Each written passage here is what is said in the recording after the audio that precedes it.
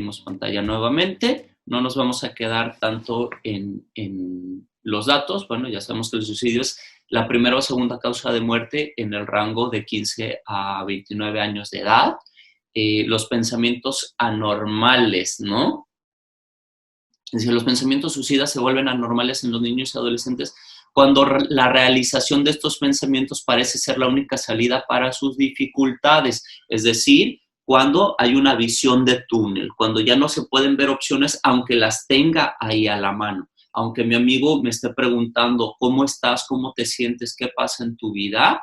Yo no le escucho o no siento esa confianza o traduzco esas palabras como un juicio, como una crítica y entonces no me abro. Otra palabra, otro término que podemos entender entonces es rigidez cognitiva, es decir, desde el proceso de pensamiento solo se ve una opción o solo se ve de una manera la situación. Esto es lo peor que me está pasando en la vida o siempre a mí o incluso minimizamos las situaciones como en esos hijos ejemplares que minimizan sus emociones para poder ayudar a los demás. Entonces hay cierta tendencia de manejar solo una misma línea de pensamiento o de percibir una situación. O un concepto dañado, que es siempre la misma idea. Perdón, sí, aquí estoy. Un autoconcepto dañado que siempre va a estar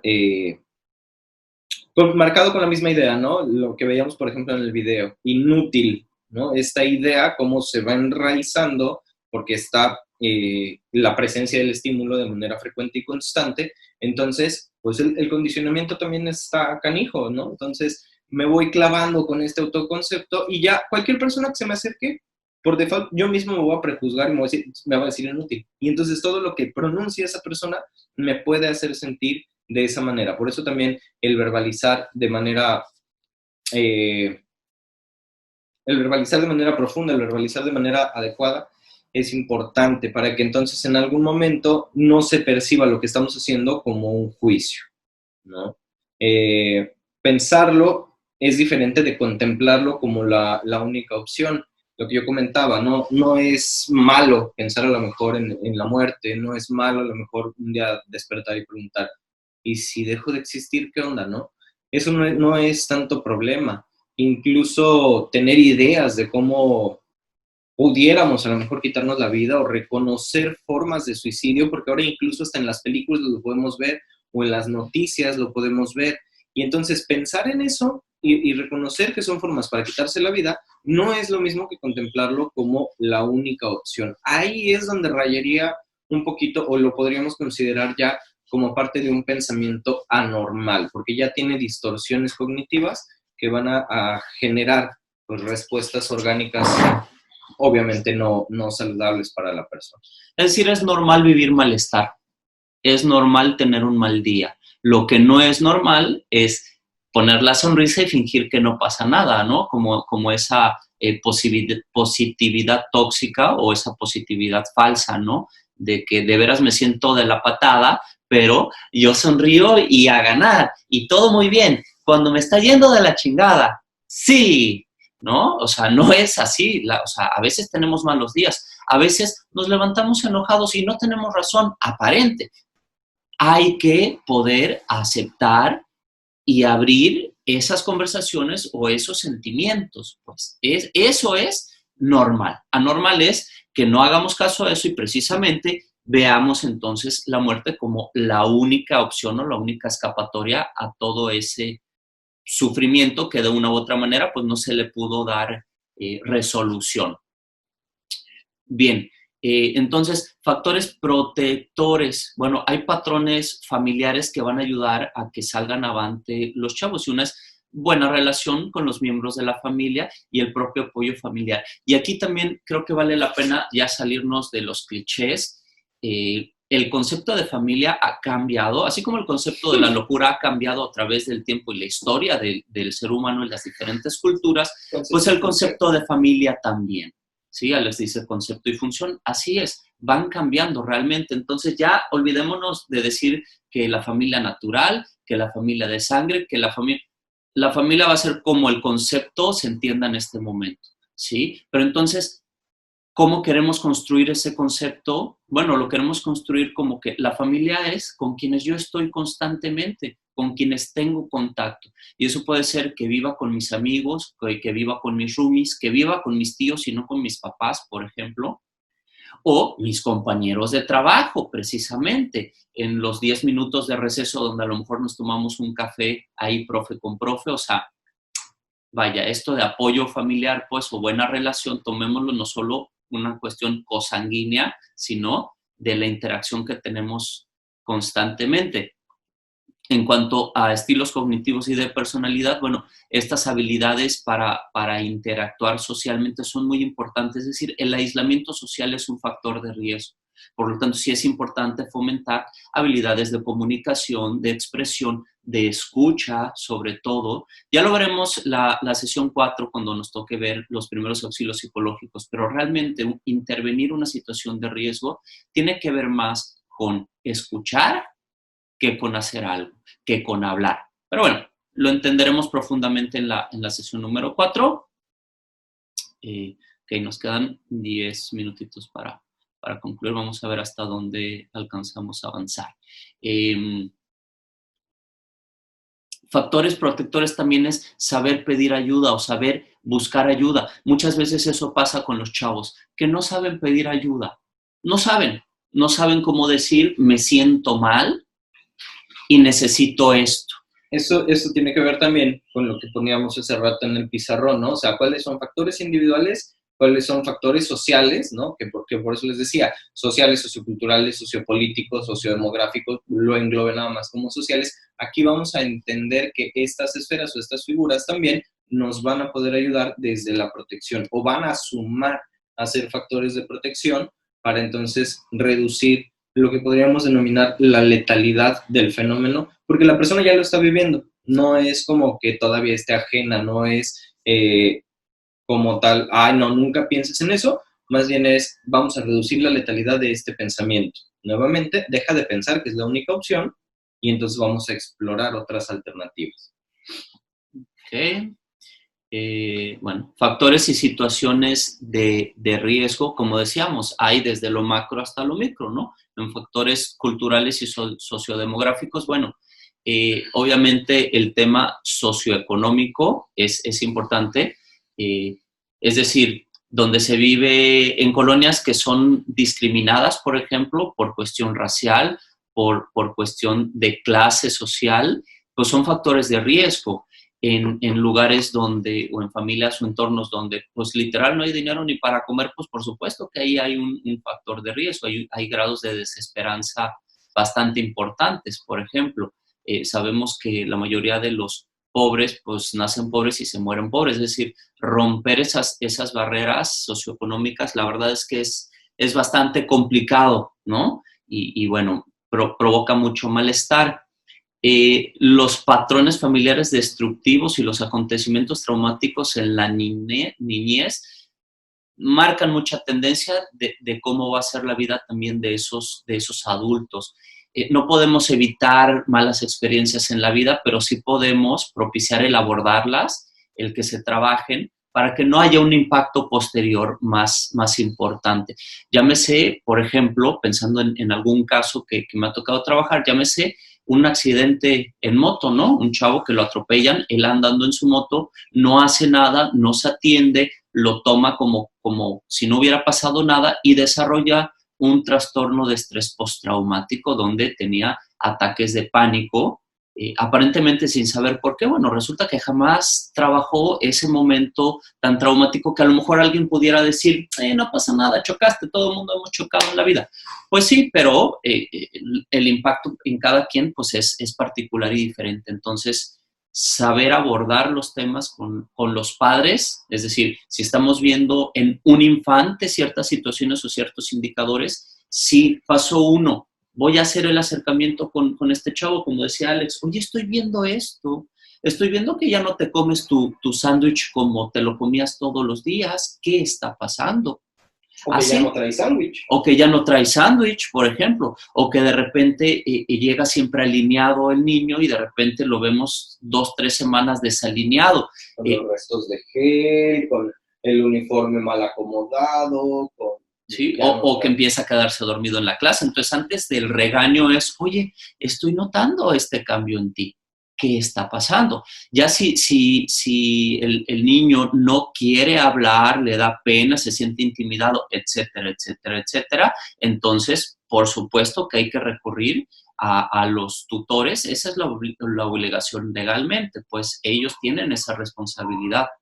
Y si el niño nos da información y si nos habla y nos dice, pues con la misma tenemos que ir con los papás a notificarlas, ya sea que le demos confianza a ese niño acompañándolo en el proceso o incluso preguntándole, ¿quisieras, te sentirías cómodo si yo le transmito esta información a tus papás? ¿Sí? Para que entonces se abra el tema y se atienda lo que se tenga que atender. O quieres transmitirlo tú y puedo estar yo de intermediario si no te sientes seguro para tener esta conversación con tus papás, o necesitas sentirte acompañado o alguna situación semejante. Bueno, puedes contar incluso con este apoyo. No tengo que tomar o quitarte esta capacidad de comunicar. Idealmente promovemos que sea él y acompañamos o proveemos de ese espacio seguro para que exista esa comunicación. Sí, que obviamente en el quehacer del psicólogo es muy claro. Adentro del consultorio, en tu cubículo, prestas esas condiciones. O sea, muchas veces, muchas familias vienen al psicólogo simplemente porque están buscando esas condiciones en las cuales pues todos puedan hablar y escucharse mutuamente. Entonces, el profesor puede funcionar de esa manera, funciona de esa manera muchas veces. El aula o un pasillo incluso funciona de esa manera entre alumnos, entre profesores y alumnos, entre profesores nada más. O sea, ahí se va dando pues el propiciar las condiciones para un intercambio. Bueno, la información sigue mencionando como ciertas situaciones que pueden irse sumando a través del tiempo para que en algún momento se contemple el suicidio. Acuérdense que el fenómeno del suicidio es multifactorial y que se va gestando a través del tiempo. No es de un día para otro y sí hay señales que avisan. Todos o la mayoría emiten señales verbales o conductuales, las emiten. Hace falta saber identificar o qué tenemos que estar observando. Un apartado que es importante, ya con esto voy a concluir este material el día de hoy, un apartado importante entonces también son los trastornos psiquiátricos, es decir, niños que presentan un diagnóstico con estos trastornos psiquiátricos desde la infancia, sí van a propiciar una mayor tendencia en la adolescencia y en la vida adulta hacia el suicidio, es decir, trastornos de depresión, trastornos de ansiedad, abuso de alcohol o consumo y abuso de drogas, trastornos de alimentación, llámese bulimia, llámese anorexia, llámese evitación simplemente de la ingesta de alimentos, trastornos psicóticos, que esto tiene que ver más con el tema de las alucinaciones y los delirios, es decir, ver, sentir, escuchar o leer cosas que probablemente no están en la realidad o ideas. O no de la forma en la que son. Sí, o sea, no cuando se contrasta pues con la realidad, pues no hay una confirmación propia e intentos previos de suicidio. Bueno, esos son algunos factores de riesgo dentro de la parte psiquiátrica. Vamos a parar el día de hoy ahí. El viernes de la próxima semana, que es nuestra siguiente sesión, terminamos este manual y ya le entramos al itinerario que tenemos para el día 3, que sería... Sí, perdón. Tristemente, como comenta la maestra Patricia, cada vez en edades más tempranas. Y es por eso que hacía yo el comentario, porque esto es a nivel de todas las instituciones. Romper un poquitito el paradigma de que los alumnos no se queden sin escuela en ninguno de los niveles, pues esto también nos está invisibilizando todos estos impactos, ¿no? Justamente cada vez a edades más tempranas puede haber mayor sobreexigencia, cada vez a edades más tempranas puede haberse una percepción a lo mejor equívoca de sí mismo, pues la desestructura en los sistemas familiares, las brechas generacionales, las familias constituidas que quieren mantener una estructura que ya no es aplicable a las tendencias contemporáneas, por ejemplo, hablando de la evolución de los sistemas familiares y sus funciones, pues también por ahí van a estar jugando un factor interesante o importante en cuanto a la salud. Y sí, por supuesto, va a ir desencadenando cada vez en edades más tempranas patologías, ¿no? O cuadros clínicos, o incluso empezamos a ver ciertos fenómenos en periodos etarios donde no existían. A lo mejor hace muchos años el suicidio no era contemplado como tal en los niños. Ahora ya se puede percibir como tal en los niños. Quizás un poco porque se consideraban accidentes, a lo mejor otro poco porque pues no había como tal el fenómeno, pero bueno, por ahí estaba más o menos la situación.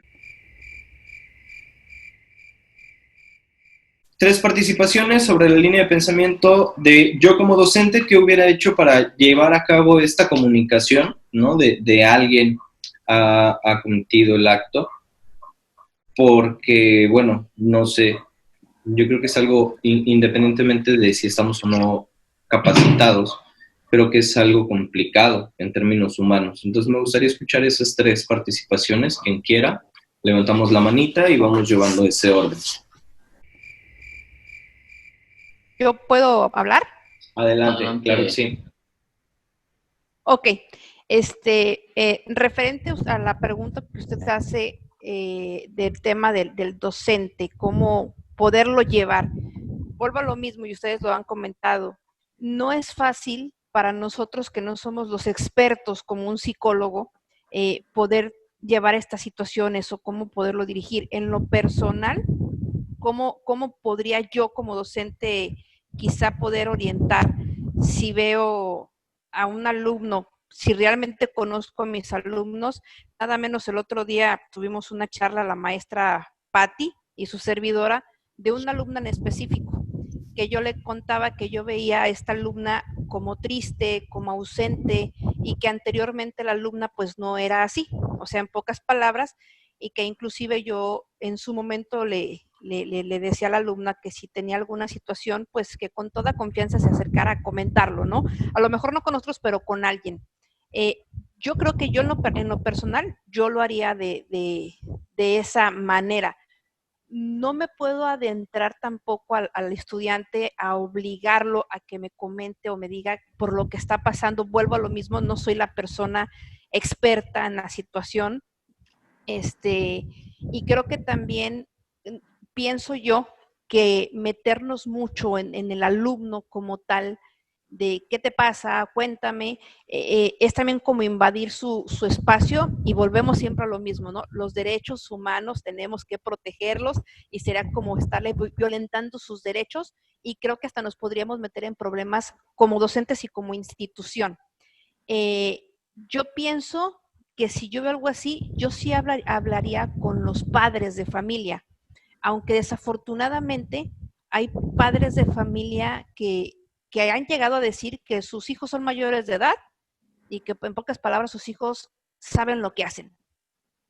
No sé si me estoy dando a entender. Por lo mismo también les comentaba, ahorita en este video que se vio, lo que yo pude observar, vuelvo a lo mismo, por eso les puse el artículo 176 del Código Penal de Quintana Roo, porque estamos en Quintana Roo, violencia familiar. Aquí podría entrar un poquito la violencia moral, que es parte de la violencia que existe a lo que yo veo en este video.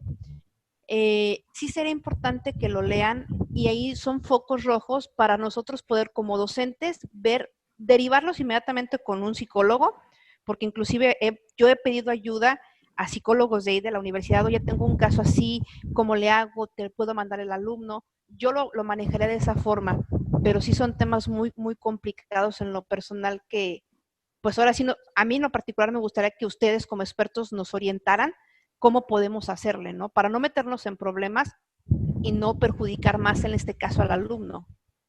Sí.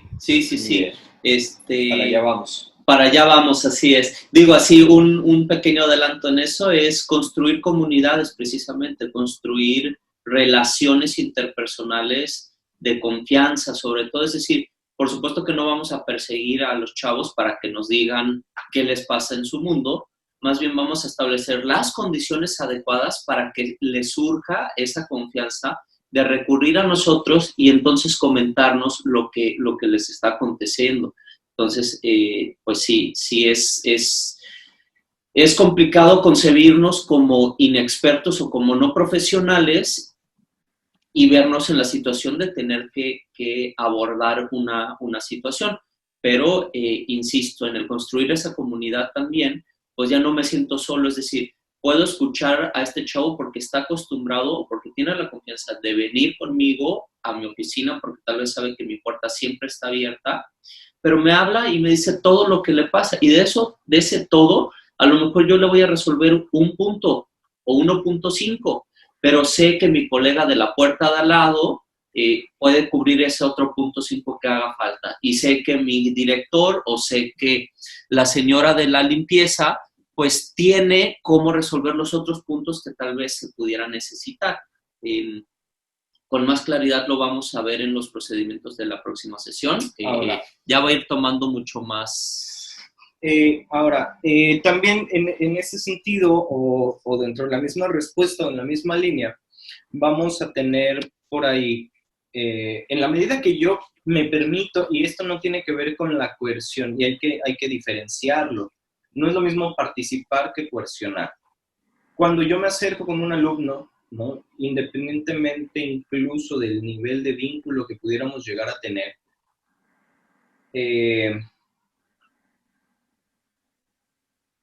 si yo me acerco y te pregunto qué pasa, te estoy abriendo el panorama, porque entonces me regreso a la sesión pasada, la visión de túnel. Cuando yo me acerco y te pregunto qué pasa, si hay algo de lo que quieras hablar, quizás en el momento no me voy a sentir seguro. A lo mejor en el momento no voy a tener la confianza para hablar, pero si yo ya tenía una idea muy fuerte con relación al suicidio, puede que esto me lleve o me conecte un poco hacia la ambivalencia, lo cual de una determinación a una ambivalencia ya es una ganancia importante. Y muy probablemente, al pasar el tiempo, entonces este alumno se pueda acercar de manera voluntaria a decir, como a decir, a ver, ¿qué onda, no? ¿Por qué me preguntas? ¿Por qué parece que te interesa? ¿Realmente te interesa? Y tal vez me acerque a ti con cualquier trivialidad o a lo mejor llego y vomito todo esto que necesito sacar. Existen las dos versiones y ambas ya son un paso también importante para ir cultivando justamente ese espacio de desahogo, de escucha activa. No necesito ser un profesional y también lo vamos a ver más adelante. Para hacer intervención en crisis necesito estar capacitado, no ser un psicólogo, no necesito ser un psicólogo o un psiquiatra para poder brindar intervención en crisis. Tengo que estar capacitado. Con eso me doy por bien servido. Entonces, ahora, otra de las cosas, ya ahí metiéndonos un poquito en términos legales, pues sí, a lo mejor en el caso de los mayores de edad es un poco más complicado. En los menores, a lo mejor por ahí podría entrar la controversia del derecho ulterior del menor, donde estamos promoviendo, sí, quizás podría parecer que estamos violentando su derecho a la privacidad, pero también estamos velando y promoviendo su derecho a la salud. Entonces, ya serían discrepancias de un área en la que no soy experto, pero bueno, más o menos esa también puede ser una situación a contemplar si queremos participar con los alumnos. Hola, buenos días. Gracias por darme la palabra. Bueno, primero que nada, al final del video estaba dando una estadística, ¿no? Y que es alarmante. Decía 28 adolescentes de 269 en Costa Rica. No quiero imaginar en todo el mundo. Yo creo que ese número incrementa muchísimo y es muy preocupante. Uno de los puntos principales, pues bueno, el video habla de la adolescencia, que es una etapa muy importante porque en esta etapa todos pasamos por diversos cambios, tanto hormonales y de todo tipo. También pasamos por los cambios en donde estamos pensando en la individuación, en donde me quiero separar de las creencias, ideas y todo lo que tenga que ver de mis padres, por ejemplo, ¿no? Si antes, cuando era pequeño, a lo mejor todos los domingos tenía que ir a la iglesia por obligación, ahora ya no tanto, porque yo ya empiezo a tener mis propias creencias y es entonces en donde viene la palabra rebeldía, por así decirlo, que se toma como algo negativo, sin embargo, es un proceso como tal de la adolescencia. Y es completamente, pues, sano, por así decirlo, porque el adolescente se está encontrando. Entonces eso, también por ejemplo en el video logré identificar que en la adolescencia, y que ya sabemos muchos de nosotros, tratamos de encajar. Lo más importante para nosotros es encajar, y entonces, ¿qué pasa cuando yo no encajo? Eso me da como un bajón. Uno de los puntos que ustedes comentaban anteriormente es la percepción distorsionada. Esta chica tenía una percepción distorsionada porque decía que era un mal ejemplo para su hermana menor. Sin embargo, en lo poquito que se pudo apreciar del video, la hermana era feliz con la hermana mayor, ¿no? La hermana menor con la hermana mayor. Había una relación. Ahora, ¿qué haría yo como docente? Pues bueno, primero que nada, siempre que yo inicio un curso con mis estudiantes, cualquier etapa, más allá de presentarles el temario como tal o el programa que se va a ver y demás, trato de dar ese espacio para poder crear un vínculo de confianza. Sé, y obviamente está claro que crear un vínculo de confianza en un primer momento es difícil, porque no me voy a abrir con cualquier persona y mucho menos si no te conozco, pero se deja esa puerta abierta, ¿no? Entonces, Claro. primero eso. Sí, vamos a ver esta materia, pero también me importas tú como ser humano. Muy importante ir más allá de la clase, no solamente este es el temario, yo vengo de tal hora a tal hora a darte esta clase, estos temas y listo. No, también identificar mi contexto, tratar de ser empáticos, ser humanos. Y pues si yo conozco mi contexto, también me voy a dar cuenta cuando está pasando algo. Entonces, tal vez, como decía la maestra Norma, no puedo presionar. Efectivamente, no voy a presionar, pero como mencionabas, Alejandro, sí dejar esa puerta abierta, ¿no? Mira, he identificado tal cosa, veo que tu desempeño a lo mejor está bajando un poquito, veo que tu actitud, tu conducta ha estado diferente. Si quieres platicar, si quieres hablar, yo aquí voy a estar para cuando tú lo necesites. Otra cosa que me gusta hacer mucho en algunas de mis clases es que, por ejemplo, terminamos de hacer los exámenes, proyectos, evaluaciones y siempre asigno un día para hablar entre todos de cómo están en sus vidas. De repente, la primera ocasión tenemos 3 parciales. En el primer parcial como que todos están un poquito cerrados, pero poco a poco van hablando. Ya para el segundo y tercer parcial, todos se abren mucho más. Entonces, a lo mejor no todos empiezan hablando, pero sí se dan cuenta que un compañero empieza a comentar o a contar su historia y poquito a poquito se va esparciendo, por así decirlo, esa actitud, ¿no? De yo me voy a abrir porque veo que mis compañeros se están abriendo y no soy el único o la única que está pasando por situaciones complicadas. Y entre ellos mismos se empiezan a brindar herramientas porque pasan por situaciones principales. Entonces eso es algo muy bonito y pues, que me ha ayudado muchísimo para poder identificar y pues siempre les dejo la puerta abierta para cuando quieran venir y hablar de alguna situación. Bien. Yes. Muchas gracias, Cindy. Realmente espero que esta perspectiva que nos compartes pues sea de utilidad, ¿no? A lo mejor sí, como dices, hay quienes ya hacemos ciertas cosas, pero también estoy seguro que habrá algo rescatable para todos de alguna manera. Pasamos con la maestra Lorena, por favor, que no había levantado la mano previamente, y ahorita también atendemos a la maestra Celina. Adelante. Bueno, más que nada, más que participación o aportación, tengo como unas inquietudes. Sí, es establecer este vínculo de confianza, pero ¿qué pasa cuando hay estudiantes que no dan esa apertura y tú estás viendo que hay una situación y no se rompe esa barrera que ellos ponen, ¿no? También comentaba la maestra Norma esta parte de hablarlo directamente con los padres de familia. Yo no sé qué tan conveniente sea, porque hay padres de familia que al contrario, o sea, lo pueden tomar como agresión, o sea, como de, oye, ya me dijeron en la escuela, me mandaron llamar, que ¿por qué andas así? ¿Andas de llorón? O sea, lo digo porque yo lo viví, entonces no sé qué tanto sería conveniente que los padres de familia se enteraran de estas situaciones.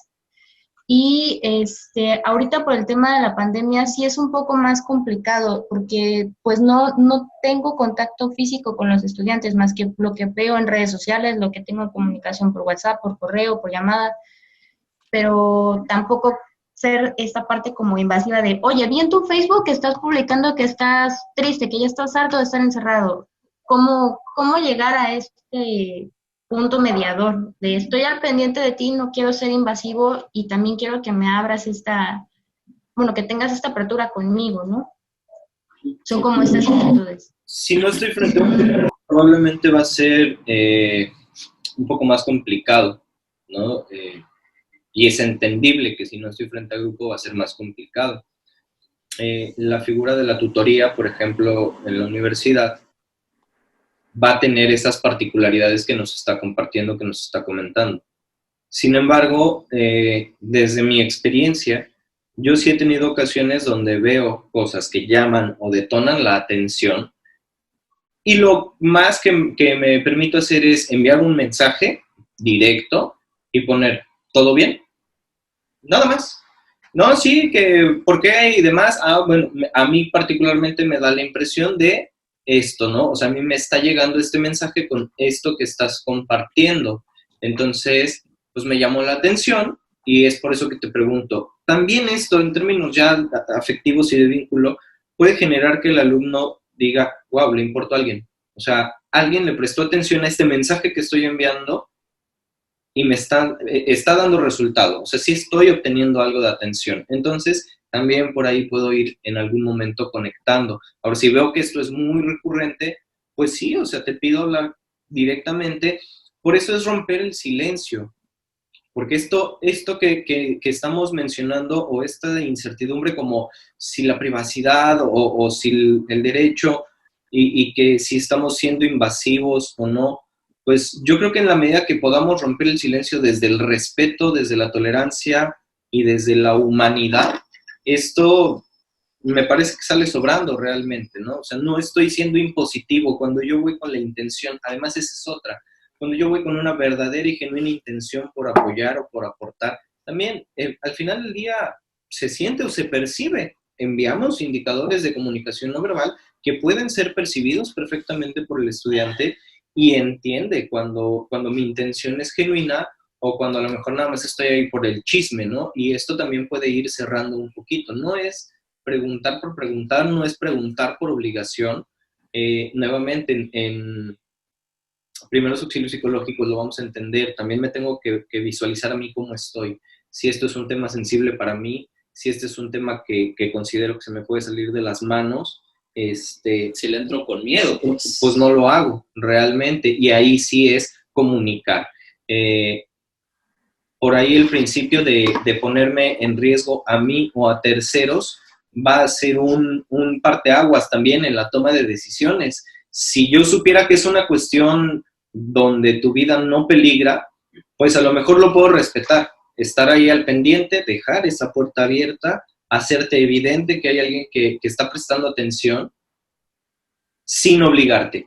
Ahora, si yo veo que tu vida está peligrando o que estás a lo mejor ya incluso intentando poner en riesgo la vida de otros, ahí sí es actuar, ¿no? Ya al final del día creo que esos principios morales, sociales ya están bastante claros. No sé, y realmente espero que esto pueda ir dando respuesta a la pregunta. No sé si quiero comentar algo. Sí, o sea, podemos concebir un límite con mucha claridad. Y es, si la vida está en peligro, entonces tenemos que hacer algo al respecto. Podemos partir de ese límite para tener un marco de referencia. Es decir, si la vida, sobre todo de un menor de edad, está en peligro, ya sea que él ponga en peligro su vida, ya sea que él ponga en peligro la vida de alguien más, o que alguien más ponga en peligro la vida de ese chavo, en cualquiera de esas situaciones, nosotros como institución o como profesionales de la educación estamos obligados a notificar la información específica a la persona que pudiera salvar esa vida. Estamos obligados, porque si no, entonces estamos omitiendo información o estamos siendo negligentes. Eso quiere decir que si Juanito Pérez está en peligro de muerte porque se está quemando su departamento y está en el 5º piso, pues no le voy a decir al barrendero que Juanito Pérez sufre violencia verbal o moral. No, le voy a decir al bombero que Juanito Pérez está en el 5º piso y que ahí es en donde lo van a localizar para que lo puedan salvar. Entonces, la confidencialidad, o sea, lo que nos comparta en privacidad una persona, ¿sí?, se rompe si una vida está en peligro. Punto. No hay más que darle vueltas en ese sentido. Entonces, podemos partir de ese marco de referencia.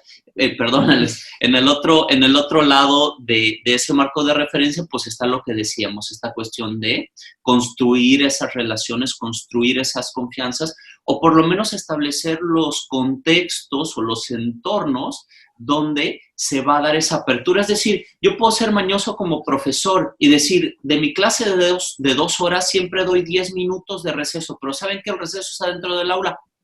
Nadie sale. ¿Quieren tomarse un agua, un café? Órale, va, pero dentro del aula. Entonces, no es que yo le esté preguntando directamente al chavo y rompiendo su privacidad. Es que permití que ellos puedan interactuar donde hay esas condiciones y por ahí puedo escuchar y me puedo dar cuenta cómo es la interacción y qué información. Entonces, también se trata de nosotros, desde esa responsabilidad, establecer las condiciones del ambiente para que se propicien esas situaciones. Algunos de los comentarios que hacían en el chat, ¿no? Y que ahorita, pues claro, ¿cómo lo hacemos? Está más complicado porque es todo pues a través de videollamadas y eso. Bueno, pues pueden hacer una videollamada de Zoom, establecerla con el grupo y decirles, el grupo, en tal horario vamos a tener esta sesión, más o menos como a lo mejor nos compartía Cindy. Es decir, ¿cómo están? Vamos a charlar un ratito de cómo estamos, cómo nos ha ido en la pandemia. Eso, por ejemplo, nosotros en Dilepsia la Vida lo tenemos cada mes. Tenemos juntas mensuales de equipo de trabajo y adentro de la junta mensual hay un momento de debrief, es decir, hay un momento de hablar de nosotros, de cómo estamos, así, de descarga, pues, ¿no? Entonces, bueno, igual que Alex, espero que sirva de aporte o aclare algo, y si no, pues vuelvan a mencionar y le damos vuelta hasta que quede clara la situación. Hola, buenos días. Buenos días. Quería comentar, en mi caso, como orientadora educativa, ha sido importante generar, bueno, aparte de que estamos obligados normativamente a tener las reuniones colegiadas con los docentes de un grupo, y en donde a veces, gracias a el contacto más cercano que llegan a tener ellos que nosotros como orientadores, porque solo una vez a la semana llegamos a trabajar con ellos, y pues hay maestros que tienen mayor número de horas, ¿no? Frente a grupo. Es muy valioso la retroalimentación que se puede generar entre docentes de las actitudes o conductas o a veces la calidad de los trabajos con las que se desempeñan los chicos, y que al poder externarlas o compartirlas de manera colegiada, pues a veces se va identificando la coincidencia de algunos casos críticos, ¿no? Que se empiezan a ver que tenemos. Entonces, eso a mí me permite muchas veces el buscar la ocasión, ¿no? De poder tener ese acercamiento y poder buscar a veces las formas de, pues, o de integración que se pueda generar, o de sugerencias con los maestros para la integración de equipos o de actividades de los chicos. Y sí ha llegado a funcionar a veces. A mí me generó, bueno, no solo a mí, a varias de mis compañeras orientadoras y a mí, nos generó un tipo de escalofrío, podría llamarse. El año pasado nos llegó en octubre una serie de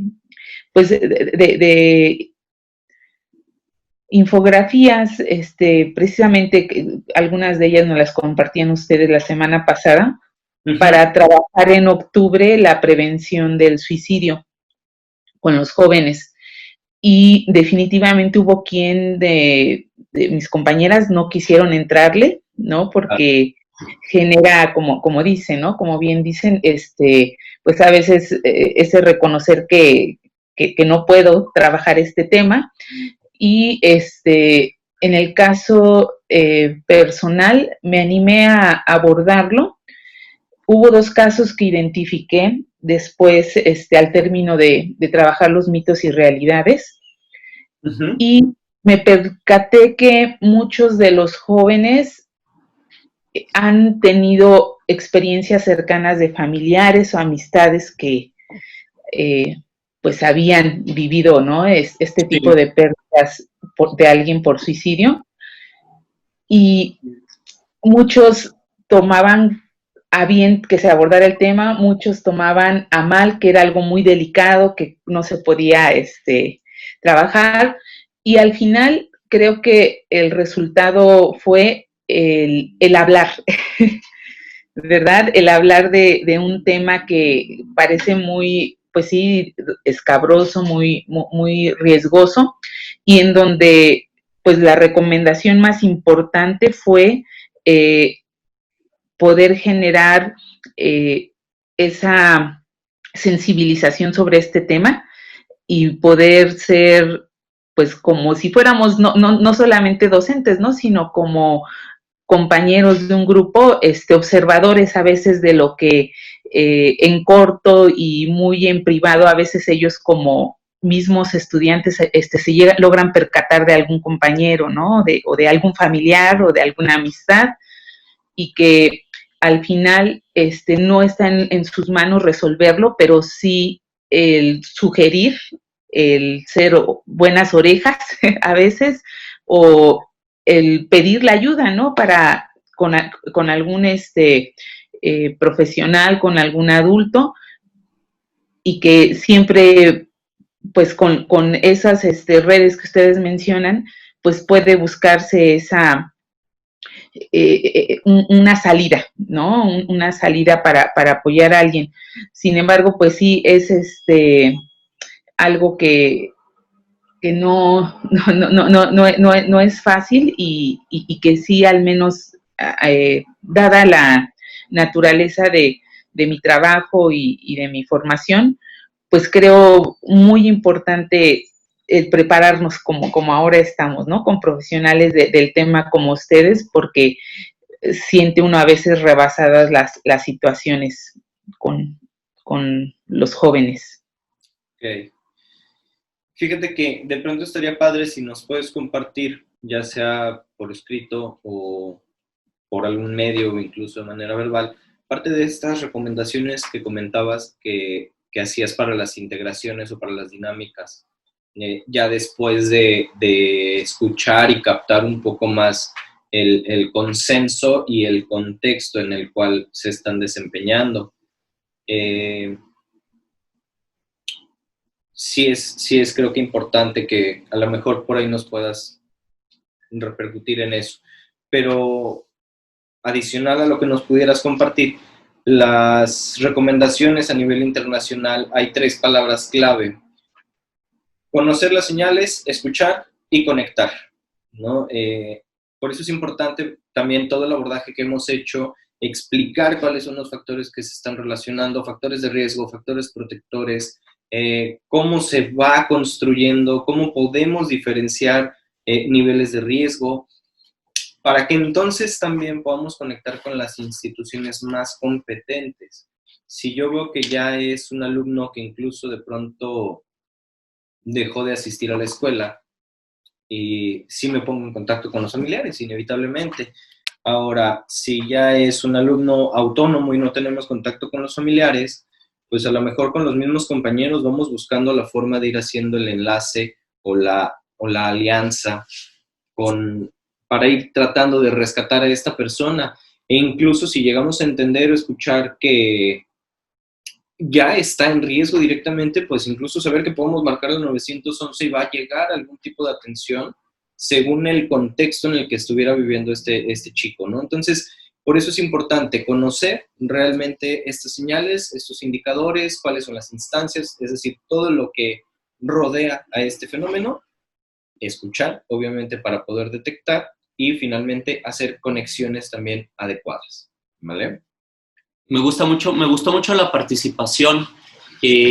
Justo es abrir conversaciones, es eso. Y desde ahí van a ver que los chavos solitos van a irles dando la información. Van a ver que sí, pudiera parecer como que, oh, nunca no hablan, no les gusta, se cierran. Pero poco a poco, si establecemos condiciones, van a ver que se van abriendo porque tienen la necesidad. Eso se los podemos asegurar. Entonces, hacer dinámicas o establecer situaciones donde ellos puedan abrirse, compartir, hablar, intercambiar, aunque sea discutir, aunque sea no estar de acuerdo entre ellos, es bien importante. Con certeza científica, les podemos decir que en su plantel, sea el que sea, en la geografía en la que se encuentren, por lo menos hay un chavo en riesgo, por lo menos, y por lo menos hay alguien que ha estado en contacto con el fenómeno del suicidio directamente o indirectamente, por lo menos hay uno. Entonces, con lo que nos compartían, me hicieron recordar algunos números. Entonces, rápido, un pequeño paréntesis, vamos a hacer números. Bueno, ya los hice yo, no sé si los alcancen a ver. Arriba del lado izquierdo dice SC en rojo, suicidio consumado. En Quintana Roo, en el 2019, tuvimos un promedio de 16 suicidios consumados al mes en una tasa, en un promedio de 100,000 habitantes. 16. Decíamos al inicio de la sesión pasada que por cada suicidio consumado hay 20 intentos que no se registran. Entonces, 16 por 20 nos da 320 personas que han intentado suicidarse cada mes en el 2019. Imagínense, 320 personas. Y si de ahí le multiplicamos por 6, que es el número de personas impactadas por esa situación, el número mínimo que algunos teóricos manejan serían 1,920 personas impactadas y en riesgo. Si somos estrictos en lo que proponen otros teóricos, serían 3,200 personas que están en riesgo, que están profundamente movidas por esta situación. Entonces, impactadas por el fenómeno, ya sea un intento de suicidio o un suicidio consumado. Entonces, por eso, con toda claridad, podemos afirmar que en todo plantel hay alguien que ha vivido este tema.